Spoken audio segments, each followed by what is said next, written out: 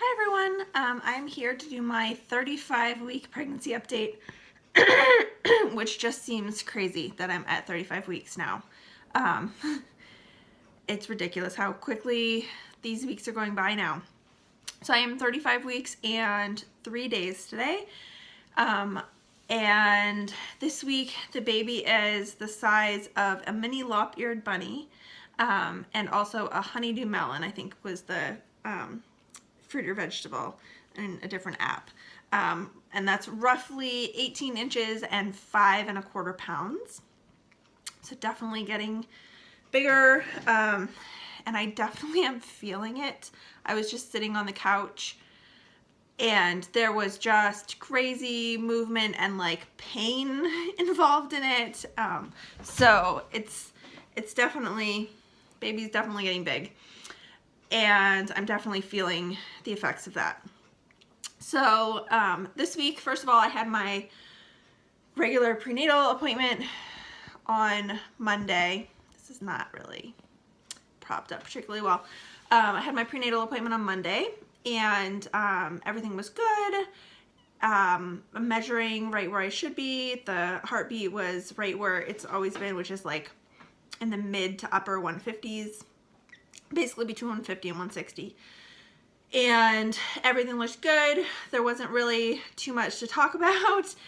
It seems like these appointments are just in and out super fast, which I'm fine with, and I certainly don't feel rushed. I definitely have time to ask questions if I have them, but I just don't really have a lot of questions. I did ask a couple of things. One of them was what the hospital policy is about having other kids around during the labor and stuff.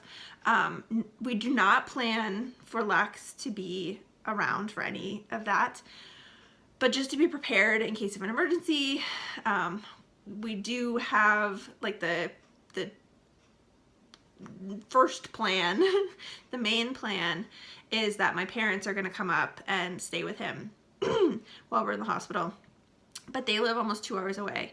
So in the event that they can't get here in time, I do have a backup of a friend who lives very close by, about 10 minutes away, who takes care of him and here and there, and he's really good friends with her daughter, and so that's the backup.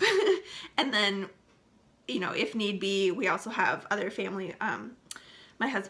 Both of my husband's brothers live about a half an hour away in the same town, so that's also a possibility. But hopefully it'll all work out that my parents will have enough time to get up here before we have to get to the hospital. But in the event that all of that somehow falls through, I just kind of wanted to know what the policy was. And basically the policy is that they're not allowed to stay overnight, which is good to know. And if there is a child there, then there needs to be an adult who's like responsible for them, who's basically their focus is the child rather than being a support for the laboring mom. So it would likely be that my husband would have to be, you know, on Lex and, you know, in charge of him. We do have a doula also, so if that was necessary for some period of time during the labor until someone could get there to take over for him, then I would feel comfortable with that. So hopefully that won't happen, but it is good to know and have kind of that as in the back of my mind in case we need to do something like that. We also talked a little bit about the Groupie strap testing, which I did not have done because I'm only 35 weeks. I was only just 35 weeks the day of my appointment. And since it's only like good for 5 weeks, so that therefore it would like expire on my due date, and I don't expect to necessarily go early, so I would have to have it redone, and I just don't want to deal with that. So we're waiting, and we're going to do it at my next appointment, which is I will be 37 weeks in a couple of days at that appointment. So in the event that I were to go into labor before then, before we have the test done and the test results in, if I was preterm, so before 37 weeks, I would be treated with antibiotics because I would not have the test on file. However, if I go into labor and I'm past 37 weeks, I think 37 weeks was what she was talking about, then I would not routinely be treated with antibiotics even if I did not have a test result on file, a negative test result specifically on file for the Group B strep. I would be treated only if I had indications that there could be a higher risk factor. So if my water had been broken for a long time, if I had a fever, those kinds of things. So that's good to know. They don't just, I know some hospitals, if you don't have results on file, just routinely will treat you with antibiotics regardless of when you go into labor. So that's good to know. The nurse who did my vitals and stuff was a little bit, she was basically telling me that I would have the Group B strep test done that day when I was 35 weeks. And so I shouldn't bother putting my shoes back on after I'd been weighed and stuff. And I'm like, well, it's a little early. I'm going to talk to the midwife before we make that decision.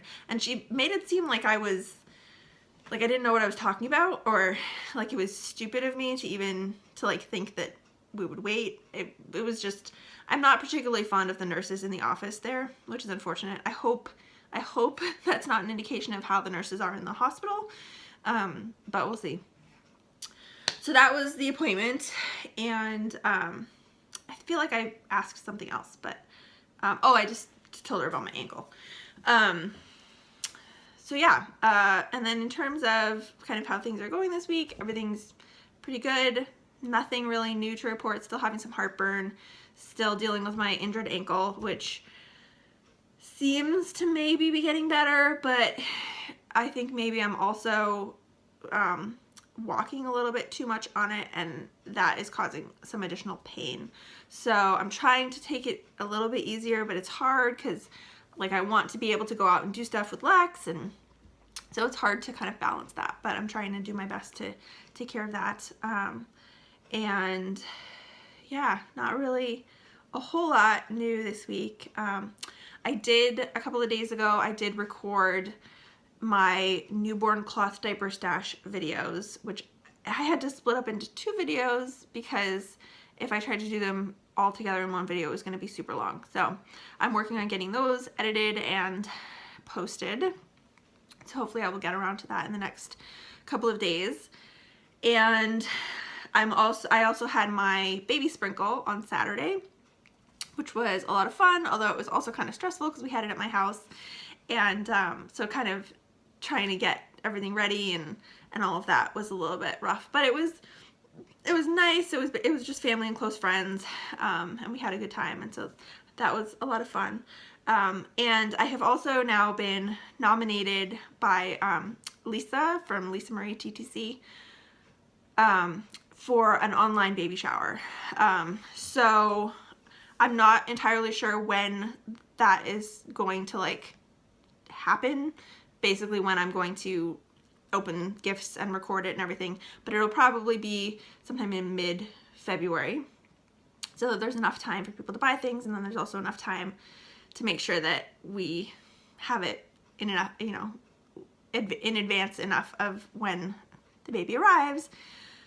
So I will post a link to my baby registry below, my Amazon registry, in case anyone, I do not expect people to buy things for me, but in case anyone is interested, I will post that down below, and I will be recording, opening all of that stuff and posting that sometime in February.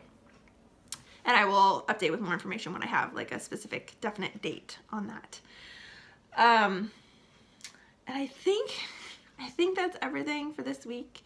It's hard to believe that I'll be 36 weeks in just a few days, and I'm starting to realize that I really need to like get on getting things prepared and everything. So trying to do that the best I can, and hopefully I'll manage to feel like I'm prepared in the next couple of weeks and be able to relax a little bit. So that's it for this week's update. Thank you so much for watching, and I will talk to you again soon.